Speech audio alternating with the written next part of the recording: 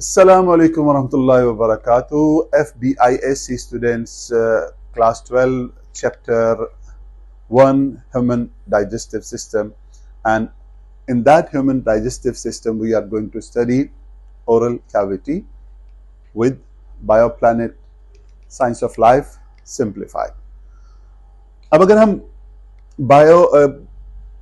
Oral cavity की बात करें तो डाइजेस्टिव सिस्टम में जो ट्यूब है, गैस्ट्रोइंटेस्टाइनल ट्रैक्ट ट्यूब में जो पहला पार्ट आता है वो है ओरल कैविटी.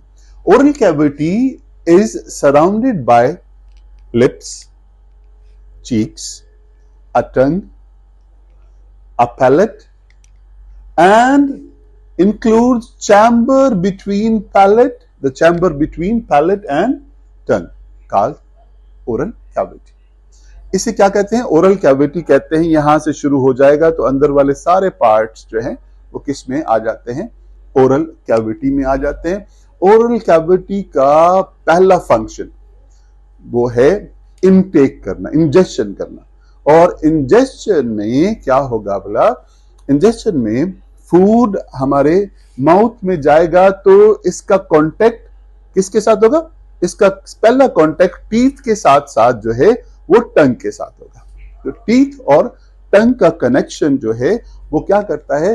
फूड को एक्सेप्ट और रिजेक्ट करने वाला काम भी इसके पास होता है.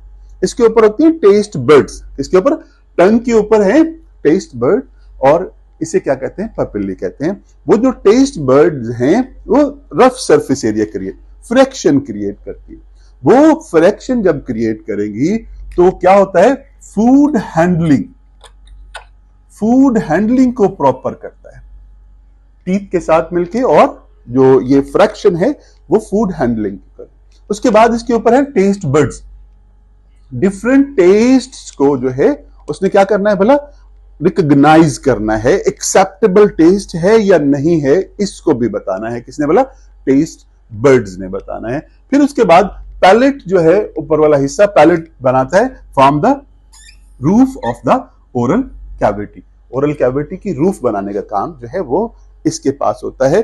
फिर जो ओरल कैविटी का काम क्या है? यहां पे शुरू हो जाती है मैकेनिकल डाइजेशन शुरू हो जाती है. वो जो mechanical digestion with the help of teeth होगी क्या करेगा? ब्रेक डाउन ऑफ फूड कर देगा.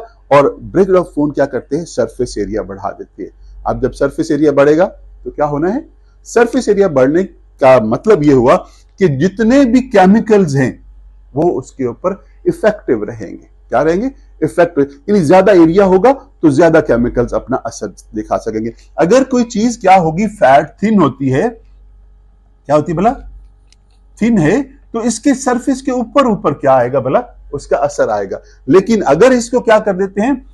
बड़ा कर देते हैं और थिक कर देंगे तो उसका असर जो है वो पूरी जो है वो सरफेस के ऊपर होगा, पूरी बॉडी के ऊपर होगा, पूरी सब्सटेंस के ऊपर होगा. सो क्या करना? जो इसका काम क्या है? उसको ब्रेक डाउन करना.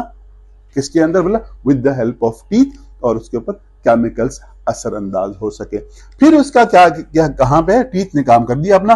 तो वहां पे जो हमारी ओरल कैविटी है उसके अंदर स्लैवरी ग्लैंड्स होते हैं.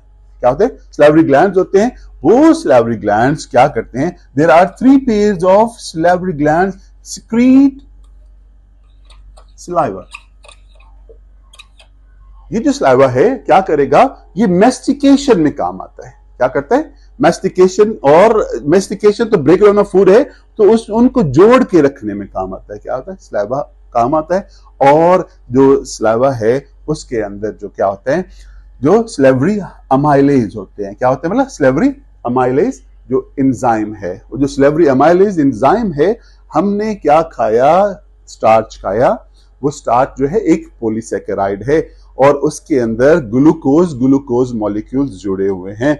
ग्लाइकोसिडिक लिंकेज होती है, उसको ब्रेक डाउन करने का काम करता है स्लेवरी अमाइलेज.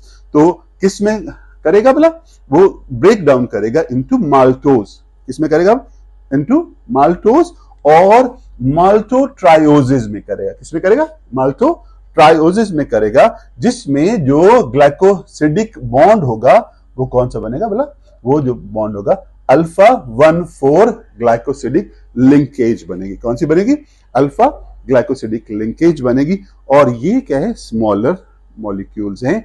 और ये जो स्मॉलर मॉलिक्यूल पॉलीसेकेराइड के थे, स्टार्च के बड़े मॉलिक्यूल्स थे, उनको क्या कर दिया बोला, अब पार्शियल केमिकल डाइजेशन स्टार्ट हुई है। और वो केमिकल डाइजेशन क्या है बोला?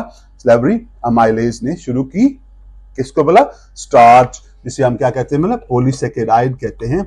जो पॉलीसेकेराइड स्टार्च है उसको smaller molecule, partial digestion smaller molecule of maltose and maltotriose में कन्वर्ट कर दिया। और इसके बाद जो है लिंगुइल लाइपेज आएगा। एंजाइम कौन सा होगा? लिंगुइल लाइपेज।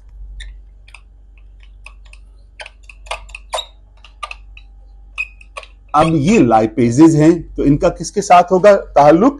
इनका ताल्लुक होगा लिपिड्स के साथ। सो क्या करेंगे भला? ट्राइग्लिसराइड है ना, ट्राइग्लिसराइड, उसको पार्शियली ब्रेक डाउन कर देगा और उसकी पार्शियली ब्रेकर डाइग्लिसराइड और मोनोग्लिसराइड में कन्वर्ट कर देगा। अभी मुकम्मल डाइजेशन शुरू नहीं हुई, लेकिन पार्शियल डाइजेशन शुरू हो चुकी है। किसकी भला? स्टार्च की और लिपिड्स की, फैट्स की और oils की। Thank you very much, and in the second lecture we will study peristalsis or swallowing. Thank you.